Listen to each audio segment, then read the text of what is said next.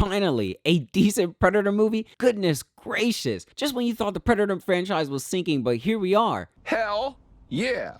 Guys, be sure to subscribe to the channel. It would seriously mean the world to me as I'm trying to reach 500 subs by the end of this year. It's my goal. I know it sounds crazy, but I need your guys' help to reach it. Prey is similar to the film Predators in its genuine attempt to shake up the formula, and it does so with its simple focus and story. Like the previous Predator films, Prey works as a standalone story. So it goes as we find ourselves back in the early 18th century amongst the northern Great Plains, where we meet Naru, an aspiring Comanche warrior. She's persistent, smart, great at tracking and hunting. She is struggling to prove to her family and tribe that she is just as fierce a hunter and warrior as the boys. She ends up in a position where she is beginning to discover that there is something out there that is dangerous and a threat to her tribe. Naru does what she can and tries to face off against what we all know is the Predator, all on her own. When I saw the trailer to this, I was quite surprised because the trailer was somewhat intriguing. I instantly liked the idea of a Comanche warrior up against a Predator. So yeah, I want to see that. It would have been nice had this film been released on the big screen because I like the large vista shots of the land. It's a shame as this should have been released in theaters, but was only released exclusively on the streaming service Hulu. Someone's missing out on a ton of money. There are some nice, decent, action, intense scenes here that I liked. I thought the lead actress Amber Midthunder did a good job, as well as her movie brother played by Dakota Beavers. Both did good. I hope they both get more work from this. However, I don't think a lot was done to really give much to the characters, as they were pretty much basic. But it did work to serve to the story, of course. However, I would have liked more. But I really like Naru's resourcefulness here. She was not afraid to face the Predator and would use